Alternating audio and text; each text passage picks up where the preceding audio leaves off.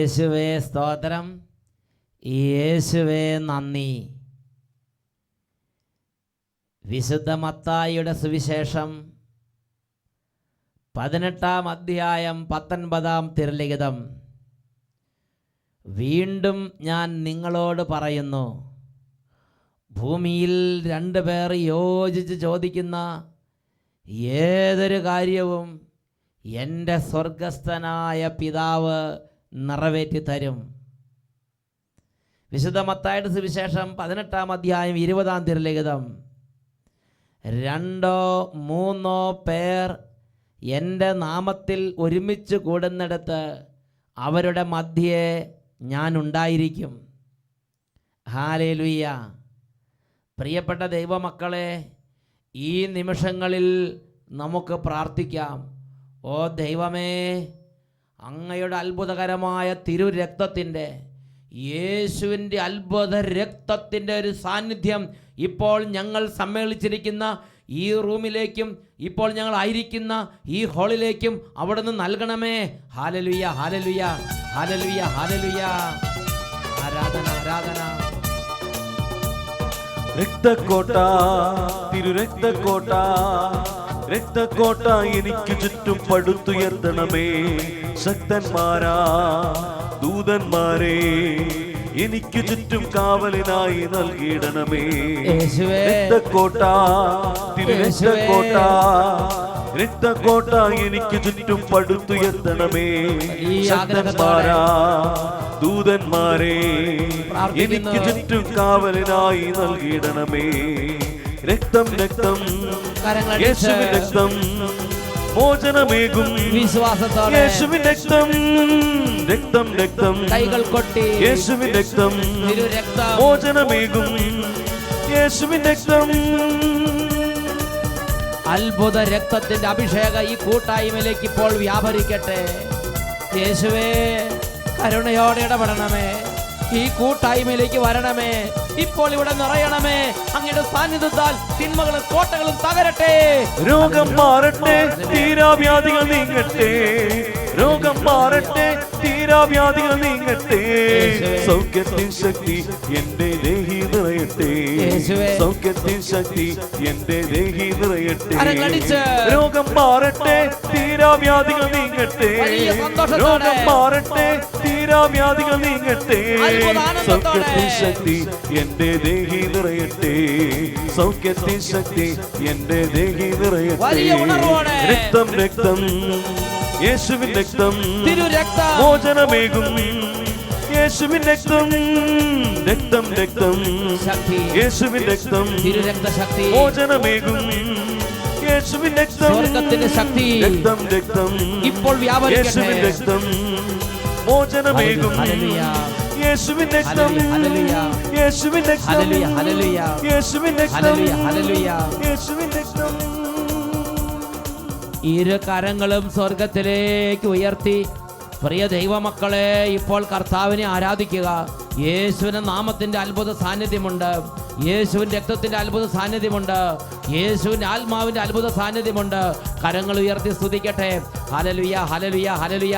കർത്താവേ, മന്ദതയിലിരിക്കുന്നവർ, മരവിപ്പിലിരിക്കുന്നവർ, പ്രാർത്ഥിക്കാൻ പറ്റാത്തവർ, ഹൃദയം അടഞ്ഞുപോയവർ, രോഗത്തിലിരിക്കുന്നവർ, ക്ഷീണത്തിലിരിക്കുന്നവർ, പൈശാചിക ബന്ധനത്തിലിരിക്കുന്നവർ, ഒട്ടും താല്പര്യമില്ലാതിരിക്കുന്നവർ, വഴക്കിലും കലഹത്തിലിരിക്കുന്നവർ, വെറുപ്പിലും വിദ്വേഷത്തിലിരിക്കുന്നവർ, നിരാശയിലും സങ്കടത്തിലിരിക്കുന്നവർ, ആത്മഹത്യ ചെന്നിരിക്കുന്നവർ, വലിയ കൊടിയ വിപത്തിന്റെ വക്കത്തിരിക്കുന്നവർ, ഒട്ടും പ്രതീക്ഷയില്ലാതെ ജീവിതം അടുത്തിരിക്കുന്നവർ, എല്ലാവരുടെ മേലും കൃപയൊഴുക്കണമേ. എല്ലാവരുടെ അഭിഷേകം ചൊരിയണമേ. Hallelujah, hallelujah. പരിശുദ്ധാത്മാവേ നിറയണമേ. പരിശുദ്ധാത്മാവേ വ്യാപരിക്കണമേ. എല്ലാ ഹൃദയങ്ങളെ അറിയുന്നവനെ, എല്ലാ മനസ്സുകളെ അറിയുന്നവനെ ഇപ്പോൾ വ്യാപരിക്കണമേ. കരങ്ങൾ ഉയർത്തി എല്ലാവരും ചേർന്ന് പരിശുദ്ധാത്മാവിനെ ഉറക്കെ വിളിക്കുന്നു. പരിശുദ്ധാത്മാവേ, പരിശുദ്ധാത്മാവേ,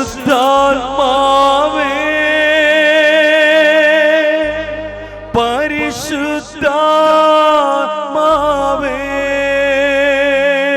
കരങ്ങൾ ഉയർത്തി മനസ്സ് തുറന്ന് പരിശുദ്ധാത്മാവേ,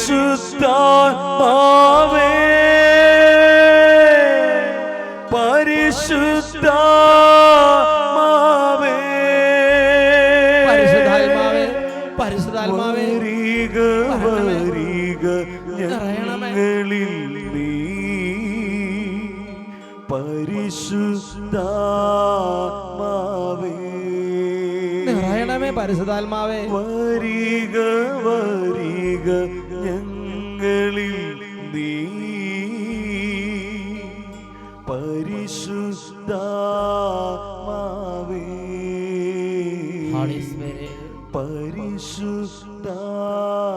mighty power. സ്പർശിക്കണം പരിശുദ്ധാത്മാവേ, തൊടണമേ പരിശുദ്ധാത്മാവേ. Hallelujah, hallelujah. യേശുവേ ആരാധന, ആരാധന.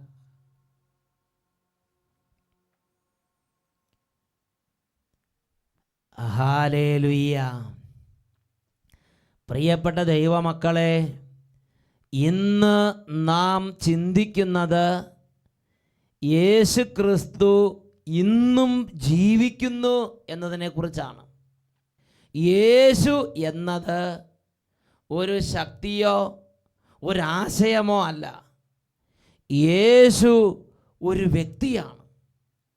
ഞാനും നിങ്ങളും ഹൃദയം കൊണ്ട് രക്ഷിതാവായി യേശുവിനെ അംഗീകരിക്കുകയും രക്ഷിതാവായി യേശുവിനെ ആരാധിക്കുകയും രക്ഷിതാവായി യേശുവിൻ്റെ വചനങ്ങളും പ്രമാണങ്ങളും പാലിക്കുകയും ചെയ്താൽ നിശ്ചയമായും സ്വർഗത്തിലെ യേശു, പിതാവിൻ്റെ വലതുഭാഗത്തിരിക്കുന്ന യേശു ഇന്ന് ഞാനും നിങ്ങളും ജീവിക്കുന്ന ആ സാഹചര്യത്തിൽ നമ്മോട് കൂടെ വ്യാപരിക്കും, നമ്മോട് കൂടെ പ്രവർത്തിക്കും, നമ്മോട് ഇടപെടും. ഒരു വ്യക്തിയായി നമ്മുടെ കൂടെ അവൻ നടക്കും. ഹല്ലേലൂയ. യേശു 2000 വർഷങ്ങൾക്ക് മുമ്പ് പലസ്തീനായിൽ ജനിച്ച് 33 വർഷം ഈ ഭൂമിയിൽ ജീവിച്ച് കുരിശിൽ തറയ്ക്കപ്പെട്ട് മരിച്ചു അടക്കപ്പെട്ട് അവൻ 3-ാം നാൾ ഉയർത്തെഴുന്നേറ്റ് അവൻ പലർക്കും പ്രത്യക്ഷനായി. അതിനുശേഷം 40 നാൾ സ്വർഗാരോഹണം ചെയ്തു. പിതാവിൻ്റെ വലതുഭാഗത്ത് അവൻ ഉപവിഷ്ടനായി. ഈ കാര്യങ്ങളെല്ലാം നാം അംഗീകരിക്കുന്നുണ്ട്.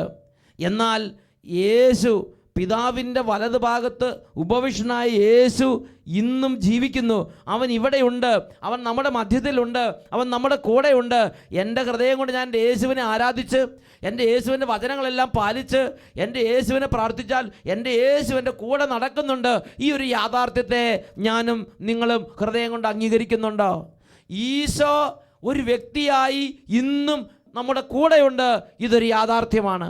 2000 വർഷങ്ങൾക്ക് മുമ്പ് പലസ്തീനായിൽ യേശു എങ്ങനെ നടന്നുവോ, യേശു എങ്ങനെ വ്യാപരിച്ചുവോ, യേശു എങ്ങനെ ഇടപെട്ടുവോ, അതുപോലെ തന്നെ ഇന്നും യേശു ഇടപെടും. ഇന്നും യേശു വ്യാപരിക്കുന്നുണ്ട്. ഇന്നും യേശു സഞ്ചരിക്കുന്നുണ്ട്. ഇന്നും യേശു കാണുകയും കേൾക്കുകയും ചെയ്യുന്നുണ്ട്. ഇന്നും യേശുവിൻ്റെ ശരീരത്തിൽ നിന്ന് ശക്തി പുറപ്പെടുന്നുണ്ട്. ഇത് ആർക്കും നിഷേധിക്കാൻ പറ്റാത്ത ഒരു യാഥാർത്ഥ്യമാണ്. യേശു ഒരു മിഥ്യയായ ഒരു ആശയമല്ല. യേശു എന്ന് പറഞ്ഞൊരു ഫേക്ക് അല്ല. യേശു ഒരു യാഥാർത്ഥ്യമാണ്, ഒരു വ്യക്തിയാണ്. അവൻ ഉണ്ട്, അവൻ ഇവിടെയുണ്ട്, അവൻ ഇന്നും ഉണ്ട്. ഹല്ലേലൂയ. ഇത് ഒരു വ്യക്തിയുടെ അനുഭവം നമുക്ക് ശ്രദ്ധിക്കാം. കർത്താവ് നൽകിയ അനിതര സാധാരണമായ ഒരു രോഗസൗഖ്യത്തെപ്പറ്റി പങ്കുവയ്ക്കാനാണ് എൻ്റെ ദൈവം എന്നെ ഇപ്പോൾ ഇവിടെ നിർത്തിയിരിക്കുന്നത്. ബൈക്കിൽ നിന്നിറങ്ങി വീട്ടിലേക്ക് നടന്നു കയറാൻ ശ്രമിക്കുന്നതിനിടയിൽ എൻ്റെ വലത് കാലിൻ്റെ ബലം നഷ്ടപ്പെട്ട് ഞാൻ താഴെ വീണു. പിറ്റേ ദിവസം രാവിലെ എഴുന്നേറ്റപ്പോൾ എൻ്റെ 2 കൈകളും 2 കാലുകളും ചലിക്കുന്നില്ല. രാവിലെ 11 മണിയായപ്പോൾ എൻ്റെ ചേട്ടനെ വിളിച്ചു വരുത്തി. അദ്ദേഹം എന്നെ ഒന്ന് കട്ടിലിൽ നിന്ന് എഴുന്നേൽപ്പിച്ച് നിർത്തി. അദ്ദേഹം കൈവിട്ട ഉടനെ തന്നെ വീണ്ടും ഞാൻ താഴേക്ക് വീണു. ഉടനെ തന്നെ എന്നെ ഒരു കസേരയിൽ കയറ്റിയിരുത്തി ഒരു കാറിൽ കയറ്റി കൊടുങ്ങല്ലൂരിലുള്ള ഒരു ആയുർവേദ ആശുപത്രിയിൽ പ്രവേശിപ്പിച്ചു. നീണ്ട 10 ദിവസത്തെ ചികിത്സ. 8ാമത്തെ ദിവസമായപ്പോഴേക്കും എൻ്റെ 2 കാലുകളിലും അചിന്തനീയമായ വേദന കൊണ്ട് ഞാൻ പുളഞ്ഞു. രാത്രിയിൽ എനിക്ക് ഒട്ടും ഉറങ്ങാൻ കഴിയുന്നില്ല. 8 ദിവസം കഴിഞ്ഞപ്പോൾ ഡോക്ടർ എൻ്റെ തലയുടെ MRI സ്കാൻ എടുക്കണമെന്ന് ആവശ്യപ്പെട്ടു. അതിൻ്റെ റിസൾട്ട് വന്നു. എല്ലാം നോർമലാണ്, യാതൊരു തകരാറുകളുമില്ല. എന്നാൽ ഓരോ ദിവസവും കാലുകളിലെ വേദന കൂടുന്നതല്ലാതെ എൻ്റെ ചികിത്സയിൽ യാതൊരു പുരോഗതിയും കാണുന്നില്ല. അങ്ങനെ ഡോക്ടറെ നിർദ്ദേശപ്രകാരം ന്യൂറോ കണ്ടക്ടിവിറ്റി വെലോസിറ്റി എന്ന ഒരു പരിശോധനയ്ക്ക് എന്നെ വിധേയനാക്കി. തുടർന്ന് രാവിലെ 8:30 ആയപ്പോൾ എന്നെ ചികിത്സിച്ചിരുന്ന ന്യൂറോളജിസ്റ്റ് പരിശോധിച്ചിട്ട് അദ്ദേഹം പറഞ്ഞു, ലക്ഷങ്ങളിൽ ഒരാൾക്ക് മാത്രം വരാൻ സാധ്യതയുള്ള ഗില്ലൻ ബാരി സിൻഡ്രോം നിങ്ങളുടെ സ്പൈനൽ കോഡിൽ കയറിയിരിക്കുന്നു. ഈ രോഗം അടുത്തതായിട്ട് ബാധിക്കുന്നത് നിങ്ങളുടെ റെസ്പിറേറ്ററി മസിൽസിനെ കയറി പിടിക്കും. അത് പിടിച്ചാൽ തുടർന്നുള്ള 14 ദിവസം കൃത്രിമമായ ശ്വാസോച്ഛ്വാസം എടുത്ത് വെന്റിലേറ്റ് ചെയ്യപ്പെടേണ്ടി വരും. അതുകൊണ്ട് ഇന്ന് തന്നെ നിങ്ങളുടെ ചികിത്സകൾ ആരംഭിക്കണം. 1.25 ലക്ഷം രൂപയുള്ള ഇമ്മ്യൂണോഗ്ലോബിൻ എന്ന് പറയുന്ന 5 ഇഞ്ചക്ഷൻ അടിക്കണം. 7 ലക്ഷം രൂപയോളം ഒരാഴ്ചയ്ക്കുള്ളിൽ വേണം. എൻ്റെ ശരീരത്തിലെ രക്തത്തിലെ പ്ലാസ്മ മുഴുവൻ റീപ്ലേസ് ചെയ്യണം. അനേകം വ്യക്തികളുടെ രക്തമെടുത്തിട്ട് വേണം അത് റീപ്ലേസ് ചെയ്യാനായിട്ട്. അങ്ങനെ ഡോക്ടർ ഇത് പറഞ്ഞു കഴിഞ്ഞപ്പോൾ ഞാനിത് ICUവിൽ കിടന്ന് കേൾക്കുന്നുണ്ട്. ഞാൻ പറഞ്ഞു, ഉടനെ തന്നെ ഡിസ്ചാർജ് ചെയ്യണം. ഇത്രമാത്രം സാമ്പത്തിക ചെലവുള്ള ഒരു ചികിത്സ ഞങ്ങൾക്ക് സാധ്യമല്ല, അഫോർഡ് ചെയ്യാൻ കഴിയില്ല. അതുകൊണ്ട് ഉടനെ തന്നെ എന്നെ ഡിസ്ചാർജ് ചെയ്യണമെന്ന് ആവശ്യപ്പെട്ടു. ഞാൻ ഡിസ്ചാർജ് ചെയ്യണമെന്ന തീരുമാനത്തിൽ ഉറച്ചു നിന്നു. അങ്ങനെ മണിക്കൂറുകൾ കഴിഞ്ഞപ്പോൾ അവരെന്നെ ഡിസ്ചാർജ് ചെയ്തു. ഇതിനിടയിൽ എൻ്റെ ഒരു ചേട്ടൻ്റെ ഭാര്യ ഞാൻ അറിയാതെ തന്നെ ജൂലൈ മാസത്തിലെ ആദ്യ വെള്ളിയാഴ്ചയിലെ ശുശ്രൂഷയ്ക്ക് ഇവിടേക്ക് വന്നു. എൻ്റെ അവസ്ഥ 5 കുട്ടികൾ, എൻ്റെ അമ്മ, എൻ്റെ സഹോദരിയുടെ കുഞ്ഞ്, ആകെ 10 പേരടങ്ങുന്ന കുടുംബത്തിൻ്റെ ഏക വരുമാന മാർഗമാണ് എൻ്റെ ജോലി. ഈ അവസ്ഥകളെല്ലാം മനസ്സിൽ കണ്ടുകൊണ്ട് എൻ്റെ ചേച്ചി ഇവിടെ വന്ന് കണ്ണുനീരോടുകൂടെ ആദ്യ വെള്ളിയാഴ്ച കർത്താവിൻ്റെ സന്നിധിയിൽ പ്രാർത്ഥിക്കുകയാണ്. ഈ സമയം ചേച്ചി ഇവിടെ നിന്ന് മൊബൈൽ ഫോൺ എടുത്ത് എന്നെ മൊബൈൽ ഫോണിലേക്ക് വിളിച്ചു.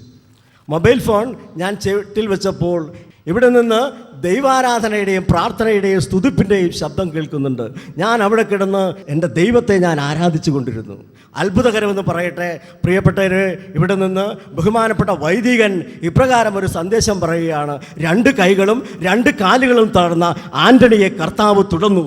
ഈ സമയം കർത്താവിൻ്റെ അത്ഭുതകരമായ ശക്തി എൻ്റെ കൈകാലുകളിലേക്ക് വ്യാപരിച്ചു. പ്രിയപ്പെട്ടവരെ, ഞാനങ്ങനെ അത്ഭുതകരമായിട്ട് എഴുന്നേറ്റ് നിൽക്കുകയാണ്. പ്രിയപ്പെട്ട സഹോദരങ്ങളെ, നിങ്ങൾ ചിന്തിച്ചു നോക്കിയേ, അതായത് 2 കൈയും 2 കാലും തടന്നൊരു വെണ്ടയ്ക്ക കിടക്കുന്നത് പോലെ ആ ബെഡേ കിടക്കുകയായിരുന്നു. 10 കുടുംബാംഗങ്ങളുള്ള ആ കുടുംബത്തിൻ്റെ ഏക ഉപജീവന മാർഗം. ഏണിംഗ് മെമ്പറായിട്ട് ഒറ്റ ആളേ ഉള്ളൂ. അനങ്ങാൻ പറ്റില്ല, ഒരു കൈ കൂപ്പാൻ പറ്റില്ല, കൈ ഉയർത്താൻ പറ്റില്ല, പ്രാർത്ഥിക്കാൻ പറ്റില്ല, തലയും മാത്രം അനങ്ങും. അങ്ങനെ കിടക്കുമ്പം ഈ സഹോദരൻ്റെ ചേട്ടൻ്റെ ഭാര്യ അത് വിശ്വാസത്തോടെ ഇവിടെ വന്ന് അലച്ചു തല്ലി പ്രാർത്ഥിച്ച്, എന്നിട്ട് ഈ സമൂഹത്തിൽ ഇവിടെ സ്തുതിപ്പ് നടക്കുന്ന സമയത്ത് മൊബൈൽ ഫോൺ ഓണാക്കി, എന്നിട്ട് വീട്ടിൽ കിടക്കുന്ന ചേട്ടനെ തത്സമയം അത് കേൾപ്പിച്ചുകൊണ്ടിരുന്നു. വലിയൊരു ശുശ്രൂഷയാണത്. ഈ മൊബൈൽ ഫോണൊക്കെ വെറുതെ ഇങ്ങനെ വെച്ചുകൊണ്ടിരുന്നത് കാര്യമില്ല. അത് മറ്റുള്ളവർക്ക് ഉപകാരപ്പെടട്ടെ. പ്രിയപ്പെട്ട സഹോദരങ്ങളെ, ആ ചേച്ചിക്ക് പരിശുദ്ധാത്മാവ് ഒരു പ്രേരണ കൊടുത്ത് ആ പ്രേരണ അനുസരിച്ച് അത് ഈ കിടക്കയിൽ കിടക്കുന്ന ആ ചേട്ടൻ്റെ അടുത്ത് അത് ആ അടുത്ത് നിൽക്കുന്ന ആളുകൾ കൊണ്ട് ചെവി കേൾപ്പിച്ചുകൊണ്ടിരുന്നു. ആ കേട്ടുകൊണ്ടിരുന്ന സമയത്ത് ചേട്ടൻ അനൗൺസ്മെൻറ്റ് കേൾക്കുകയാണ്. ഇവിടെ അച്ഛൻ അനൗൺസ് ചെയ്യാണ്, ഇതാ 2 കൈയും 2 കാലും തളർന്നു കിടക്കുന്ന ഒരു ദൈവ പൈതലിനെ കർത്താവ് എഴുന്നേൽപ്പിക്കുന്നു എന്ന് പറഞ്ഞ ക്ഷണത്തിൽ കൊടുങ്ങല്ലൂർ അവിടെ ആ ചികിത്സ ഇങ്ങനെ കടന്ന് കയ്യും കാലും അനക്കാൻ പറ്റാതെ കടന്നിരുന്ന ഈ ആന്റണി തൽക്ഷണം കിടക്കയിൽ ചാടി എഴുന്നേറ്റ് ദൈവത്തെ സ്തുതിച്ച്. പ്രിയപ്പെട്ട സഹോദരങ്ങളെ, ശ്രദ്ധിച്ചു നോക്ക്. ഒരു കാര്യം ഇവിടെ അനൗൺസ് ചെയ്തപ്പോൾ അതേ സമയം യേശുവിൻ്റെ നാമത്തിൽ അവിടെ കിലോമീറ്ററുകൾക്കകലെ കൊടുങ്ങല്ലൂർ ആ മനുഷ്യൻ കിടക്കയിൽ നിന്ന് ചാടി എഴുന്നേൽക്കുകയാണ്. ഹല്ലേലൂയ. പ്രിയപ്പെട്ട സഹോദരങ്ങളെ, അതാണ് മർക്കോസിൻ്റെ സുവിശേഷം 16-ാം അധ്യായം 20-ാം തിരുലിഖിതം. അവർ എല്ലായിടത്തും പോയി പ്രസംഗിച്ചു. കർത്താവ് അവരുടെ കൂടെ പ്രവർത്തിക്കുകയും അടയാളങ്ങൾ കൊണ്ടും അത്ഭുതങ്ങൾ കൊണ്ടും വചനം സ്ഥിരീകരിക്കുകയും ചെയ്തു. സ്ലീഹന്മാരുടെ കാലഘട്ടത്തിൽ യേശു അവരുടെ കൂടെ സഞ്ചരിച്ചു. അതേപോലെ 2000 വർഷങ്ങൾക്ക് ശേഷം ഇന്നും യേശു സഭയിലുണ്ട്. ഇന്നും യേശുവിൻ്റെ നാമത്തിൽ ശുശ്രൂഷ ചെയ്യുന്ന യേശുവിൻ്റെ അപ്പോസ്തലന്മാരുടെ കൂടെ, യേശുവിൻ്റെ നാമത്തിൽ കടന്നു ചെല്ലുന്ന യേശുവിൻ്റെ ദൂതന്മാരുടെ കൂടെ യേശു ഇന്നും പ്രവർത്തിക്കുന്നുണ്ട്. യാഥാർത്ഥ്യമാണ്. ഇതാ മറ്റൊരു വ്യക്തിയുടെ അനുഭവം കൂടെ ശ്രദ്ധിക്കുക. ഞാൻ കോഴിക്കോട് ജില്ലയിൽ കൂടരഞ്ഞി എന്ന സ്ഥലത്തു നിന്നാണ് വരുന്നത്. ഞാൻ ഫെബ്രുവരി മാസത്തിലെ ആദ്യ വെള്ളിയാഴ്ച വന്നപ്പോൾ എൻ്റെ ഇടത് കാലിൻ്റെ തണ്ടുവിരൽ അതിനടുത്തുള്ള വിരൽ ഇങ്ങനെ പൊട്ടി ഒലിക്കുന്നുണ്ടായിരുന്നു. ഞാൻ അന്ന് പ്രാർത്ഥിച്ചിട്ടും എനിക്കൊരു സൗകര്യമൊന്നും ലഭിച്ചില്ല. ഞാൻ മാർച്ച് മാസത്തിൽ വന്നപ്പം അച്ഛനിവിടെ പറഞ്ഞു കരഞ്ഞ് പ്രാർത്ഥിക്കണമെന്ന് പറഞ്ഞു. ഞാൻ കരഞ്ഞ് പ്രാർത്ഥിച്ചു. കർത്താവേ, എൻ്റെ കാലിന് ഇത്രമാത്രം മുറിവുകൾ ഈ തണ്ടവിരലിൽ ഒരു 10ഓളം വ്രണങ്ങളുണ്ടായിരുന്നു. പൊട്ടി ഈശോയെ. അടിഞ്ഞിട്ട് ഭയങ്കര സ്മെല്ലായിരുന്നു. ഡോക്ടർ പറഞ്ഞു ഇത് എന്നെ പറ്റി. അപ്പോൾ ഓയിൻമെൻറ്റ് മാറ്റി തന്നിട്ടും അത് ഉണങ്ങുന്നില്ല. അപ്പം ഞാൻ 3 ദിവസത്തോളം ഉറങ്ങിയിട്ടില്ല. ഈ രാത്രി വെള്ളം ഇങ്ങനെ ഒഴിച്ചുകൊണ്ടിരിക്കുമായിരുന്നു. വ്രണത്തിൽ നിന്നും പല തരത്തിലുള്ള വേദനയും കുത്തിപ്പറിയായിരുന്നു വന്നുകൊണ്ടിരുന്നത്. അപ്പോൾ ഇവിടെ വന്ന് ഞാൻ പ്രാർത്ഥിക്കുന്ന സമയത്ത് കർത്താവായ യേശുവേ, അങ്ങയുടെ ശരീരത്തിലെ തിരുമുറികളിലെ ഒരു തുള്ളി തിരുരക്തം കൊണ്ട് എൻ്റെ ഈ മുറിവ് സുഖപ്പെടുത്തണമേ എന്ന് ഞാൻ കരഞ്ഞ് പ്രാർത്ഥിച്ചു. പെട്ടെന്ന് ഈ പ്രാർത്ഥിക്കുന്നതിൻ്റെ സമയത്ത് എൻ്റെ ഈ കാല് ഇവിടെ ഇല്ലാതെ ഇരിക്കുന്ന പോലെ തോന്നി. ഈ കാലിന് ബലമുണ്ട്, പക്ഷേ ഈ ഇടത് കാല് ഇവിടെ ഇല്ലാത്ത ഒരു അവസ്ഥ 2 പ്രാവശ്യം. ഞാൻ പെട്ടെന്ന് കണ്ണു നോക്കിയപ്പോൾ കാല് ഇവിടെ തന്നെയുണ്ട്. പെട്ടെന്ന് കാലിന് ഒരു കനം കുറഞ്ഞതുപോലെ തോന്നി. അപ്പം വട്ടയിലച്ഛൻ വിളിച്ചു പറഞ്ഞു, ഇടത് കാലിൻ്റെ തണ്ടവിരൽ പൊട്ടി ഒലിഞ്ഞ് വ്രണമായിരുന്ന ഒരു മകളുടെ ഉണങ്ങാനുണ്ടായിരുന്ന ഒരു മുറിവ് കർത്താവ് തൊട്ട് സുഖപ്പെടുത്തുന്നതെന്ന് പറഞ്ഞ് ഞാൻ പൂർണ്ണമായും വിശ്വസിച്ചു. എന്നെയാണ് സുഖപ്പെടുത്തിയതെന്ന്. അപ്പം ഞാൻ പ്രാർത്ഥന കഴിഞ്ഞത് വേഗം തന്നെ ഇരുന്ന കാല് മടിയിലേക്ക് കയറ്റി വെച്ച് നോക്കിയപ്പോൾ ആ പഴുപ്പ് ഇവിടെ വന്നതിന് ശേഷം 3 പ്രാവശ്യം ഞാൻ ഓയിൽമെൻറ്റ് തേച്ചിട്ടാണ് ഞാൻ പ്രാർത്ഥിക്കാൻ വേണ്ടി ഇരുന്നതും. പെട്ടെന്ന് കാലെടുത്ത് നോക്കിയപ്പം അവിടെ പഴുപ്പ് വന്നിരുന്ന സ്ഥലത്ത് ഒരു കുഴപ്പമില്ല. അവിടെ തൊലി വന്ന് മൂടുകയും ആ വ്രണം പറ്റെ ഉണങ്ങിപ്പോയിരിക്കുന്നതായും കണ്ടു. Hallelujah, hallelujah. പ്രിയപ്പെട്ട സഹോദരൻ, 10ഓളം വ്രണങ്ങൾ വന്നങ്ങോട്ട് പൊട്ടി ഒഴുകിയിട്ട് അനുഭവിച്ച വേദനയ്ക്ക് ഒരു കണക്കില്ല. അപ്പം ചെരുപ്പൊക്കെ ഇടുമ്പോൾ ബുദ്ധിമുട്ടുണ്ടായിരുന്നു? ചെരുപ്പിടാൻ ഞാൻ ആശുപത്രിയിൽ പോകാൻ വേണ്ടി 3 ജോഡി ചെരുപ്പിട്ടിട്ടും ഇട്ടുകൊണ്ട് പോകാൻ പറ്റി. ഞാനിരുന്ന് കരഞ്ഞു, കർത്താവേ, നിലത്ത് കാല് കുത്താൻ പറ്റാത്ത അവസ്ഥയായിരുന്നു. ആശുപത്രി ചെന്നപ്പോൾ ഞാൻ പറഞ്ഞു, എന്നെ ഒന്നെങ്കിൽ അഡ്മിറ്റ് ആക്കണം, അല്ലെങ്കിൽ എനിക്ക് ഉറങ്ങാനുള്ള എന്തെങ്കിലും മരുന്ന് തരണം. ഡോക്ടർ ഉറക്കത്തിനുള്ള ഗുളിക തന്നു കഴിഞ്ഞപ്പം അത് കഴിച്ചപ്പോഴത്തേക്ക് ശരീരം അങ്ങ് ആകെ ചീർത്ത് വല്ലാത്ത ഒരു അസ്വസ്ഥതയായി. അതുമാതിരി ശരീരത്തിൽ ഈ കാലിൻ്റെ വേദന നിർത്താൻ പൊറുതി മുട്ടിയൊരു സഹോദരി. എന്നാൽ ആ സഹോദരി പ്രാർത്ഥിച്ചു, കർത്താവെ, അങ്ങയുടെ തിരുമുറിവുകളിൽ നിന്നുള്ള ഒരു തുള്ളി രക്തം കൊണ്ട് എന്നെ സുഖപ്പെടുത്തുമെന്ന് പറഞ്ഞാൽ കരഞ്ഞു. ആ സമയത്ത് തന്നെ സ്റ്റേജിൽ നിന്ന് കർത്താവ് ഒരു മെസ്സേജ് തന്നു. പൊട്ടി ഒഴുകണം പറഞ്ഞ നിമിത്തം കാലിൽ വേദനിക്കുന്ന ഒരു സഹോദരിയെ കർത്താവ് സുഖപ്പെടുത്തുന്നു. പിന്നെ നോക്കുമ്പോൾ കാലിലൊരു കുഴപ്പമില്ല. Hallelujah, praise the Lord. ഇത് ആർക്കെങ്കിലും നിഷേധിക്കാൻ പറ്റുമോ? ആ കുട്ടിയുടെ കാലിൽ നിന്ന് മാംസകഷ്ണങ്ങൾ പോയി അസ്ഥി ഉന്തി അസ്ഥി പുറത്തേക്ക് തെളിഞ്ഞിരുന്ന അവസ്ഥ. യേശുവിൻ്റെ നാമത്തിൽ ഒരു കാര്യം പറഞ്ഞു, ക്ഷണനേരം കൊണ്ട് മാംസം വളർന്ന് മൂടി ചർമ്മം പൊതിഞ്ഞ് കാല് പഴയ കാല് പോലെയായി മാറി. യേശു പ്രവർത്തിച്ചു. യേശു 2000 വർഷങ്ങൾക്ക് മുമ്പ് എന്നതുപോലെ ഇന്നും യേശു പ്രവർത്തിക്കുന്നുണ്ട്. ലൂക്കായുടെ സുവിശേഷം 6-ാം അധ്യായം 19-ാം തിരുലിഖിതം, എന്തെന്നാൽ അവനിൽ നിന്ന് ശക്തി പുറപ്പെട്ട് എല്ലാവരെയും സുഖപ്പെടുത്തിക്കൊണ്ടിരുന്നു. ഹല്ലേലൂയ. ഇതാ മറ്റൊരു വ്യക്തിയുടെ അനുഭവങ്ങൾ ശ്രദ്ധിച്ചു നോക്ക്. ഞാൻ കണ്ണൂർ ജില്ലയിൽ നിന്ന് കരിക്കോട്ടക്കരി എന്ന് പറയുന്ന സ്ഥലത്തു നിന്നാണ് വരുന്നത്. എൻ്റെ മോന് കിട്ടിയ ഒരു സൗഖ്യമാണ് സാക്ഷ്യപ്പെടുത്തുന്നത്. ഇവൻ ഓടി നടക്കാൻ തുടങ്ങിയ സമയം മുതൽ ചെറുതായിട്ട് ഒന്ന് വീണ് കഴിഞ്ഞാൽ അപ്പോൾ തന്നെ അവൻ്റെ കൈ ഒടിയുമായിരുന്നു. പലപ്പോഴായിട്ട് ഗൗരവമുള്ള തരത്തിൽ 7 തവണ 2 കൈകളും മാറി മാറി ഒടിഞ്ഞു. വീണ അപ്പോൾ ഒടിഞ്ഞു പോകും. അതുപോലത്തെ ഒരു പ്രത്യേക അവസ്ഥയായിരുന്നു. ചെറിയ 7 തവണ കൈ ഒടിഞ്ഞു. അപ്പോൾ അത് അവനെ സംബന്ധിച്ചിടത്തോളം, ഞങ്ങളെ സംബന്ധിച്ചിടത്തോളം ഒക്കെ ഒരു പ്രതിസന്ധിയായിരുന്നു. മറ്റു കുട്ടികളെ ചാടി കളിക്കുമ്പോഴൊക്കെ അങ്ങനെ ഒപ്പം ഓടി കളിക്കാൻ പറ്റാതെ മാറി നിൽക്കേണ്ട ഒരു ഗതികേട് കുട്ടിക്ക് വന്നു. അപ്പോൾ ഡോക്ടർമാരെ പലരെ കാണിച്ചു. അപ്പോൾ അവർ പറഞ്ഞ് അധികം ഓടാനും ചാടാനും ഒന്നും വിടരുത്, കാൽസ്യത്തിൻ്റെ കുറവ് ഉള്ളതുകൊണ്ട് കാൽസ്യം മരുന്ന് കൊടുത്തു, മറ്റ് വൈറ്റമിൻസ് ഒക്കെ കൊടുത്തു. പക്ഷേ യാതൊരു മാറ്റവുമില്ല. അവൻ എപ്പോഴും ഒന്ന് മാറ്റി നിർത്തപ്പെട്ടതുപോലെ ആകെ ദുഃഖിച്ച് കഴിയുന്ന ഒരവസ്ഥ. അവൻ്റെ വിദ്യാഭ്യാസവും ശരിയാകാതെ വന്നു. കൈ ഒടിഞ്ഞിരിക്കുന്നത് കൊണ്ട് അധികം എഴുതാനോ പഠിക്കാനോ പറ്റാതെ പഠനത്തിൻ്റെ കാര്യത്തിലും പുറകോട്ട് പോയി. അത് അവനെ മാനസികമായിട്ടും ഞങ്ങളെ സംബന്ധിച്ചും വലിയ ദുഃഖമായിരുന്നു. അപ്പം അങ്ങനെ ഇരിക്കുമ്പോൾ 2007 സെപ്റ്റംബറിൽ ഞാൻ മോനെയും കൂട്ടി ധ്യാനത്തിന് വന്നു. 5 ദിവസത്തെ ധ്യാനം ഇവിടെ താമസിച്ചു കൂടി. അപ്പോൾ ഒരു ദിവസം പോലും അല്പം പോലും ഉറങ്ങാതെ ഈ 5 ദിവസങ്ങളിലും കൃത്യസമയത്ത് എണീറ്റ് മോൻ മുഴുവൻ പരിപാടിയിലും ആ സമയത്ത് പങ്കെടുത്തു. കൗൺസിലിങ്ങിൻ്റെ സമയത്ത് ഇവന് മരിയൻ കൂടാരത്തിൽ പ്രാർത്ഥിച്ചുകൊണ്ടിരിക്കുകയാണ്.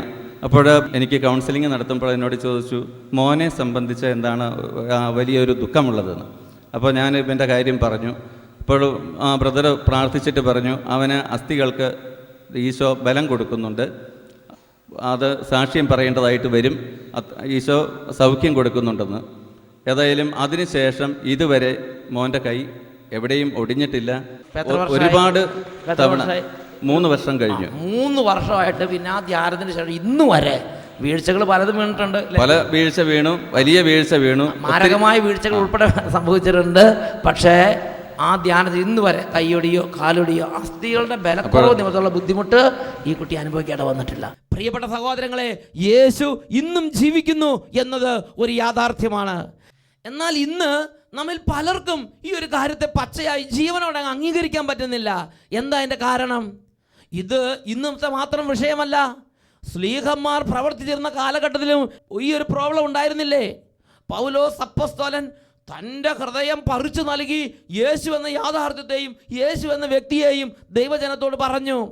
അപ്പോൾ അവരിൽ പലരും പറഞ്ഞു, ഞങ്ങൾ പിന്നീട് നിന്നിൽ നിന്ന് കേട്ടുകൊള്ളാം. ഇതൊക്കെ ശരിയാണോ തെറ്റാണോ എന്ന് ആർക്കറിയാം? ഇങ്ങനെ അവർ പല സംശയത്തിൻ്റെയും പുറത്ത് പിരിഞ്ഞു പോകുന്ന സമയം. അപ്പോസ്തല പ്രവൃത്തി 28-ാം അധ്യായം 26 മുതൽ 29 വരെ വാക്യങ്ങൾ.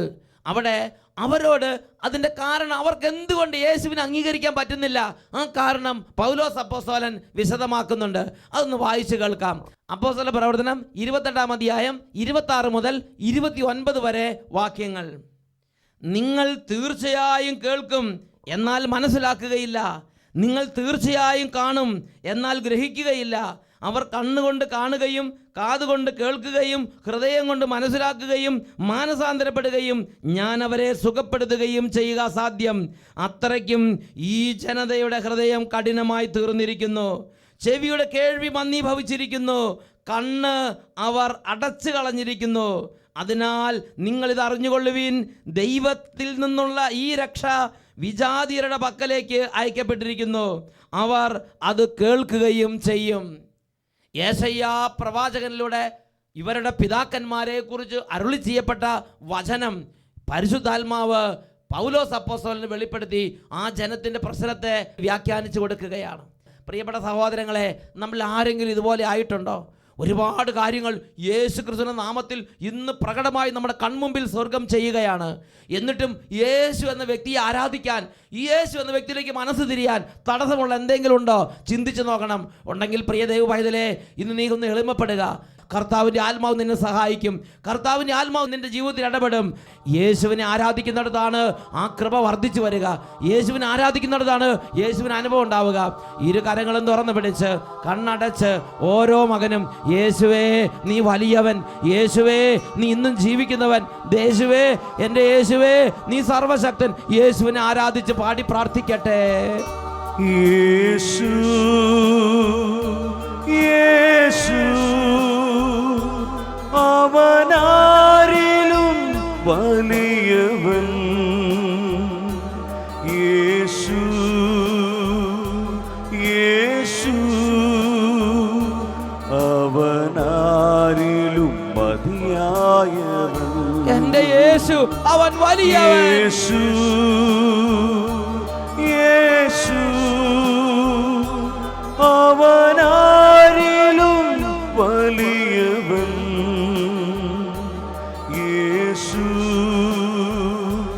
യേശു അവനാരിലും മതിയായവൻ. മകനെ മകളെ, നീ യേശുവിനെ ഏറ്റു പറയുക. യേശു യേശു അവനാരിലും വലിയവൻ. യേശുവേ യേശു യേശു അവനാരിലും മതിയായവൻ. അവനാരിലും മതിയായവൻ. അവനാരിലും മതിയായവൻ. യേശു ഇന്നും ജീവിക്കുന്നു. ഹല്ലേലൂയ.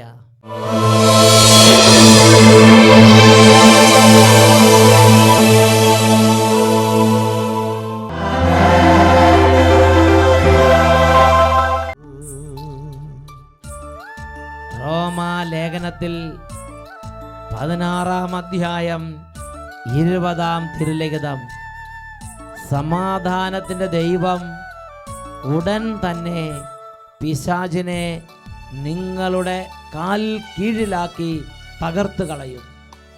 ഈ നിമിഷങ്ങളിൽ ഓരോ പ്രയാസങ്ങളും തകർച്ചകളും തഴക്കദോഷങ്ങളും ദുശീലങ്ങളും മദ്യപാനവും ചീട്ടുകളിയും ചീത്ത കൂട്ടുകെട്ടുകളും ഓരോ വിധത്തിലും ആത്മീയമായി തകർന്നുകൊണ്ടിരിക്കുന്നവർ കരങ്ങൾ രണ്ട് സ്വർഗത്തിലേക്ക് ഉയർത്തി യേശുവിൻ്റെ അത്ഭുത നാമത്തെ വിളിക്കട്ടെ.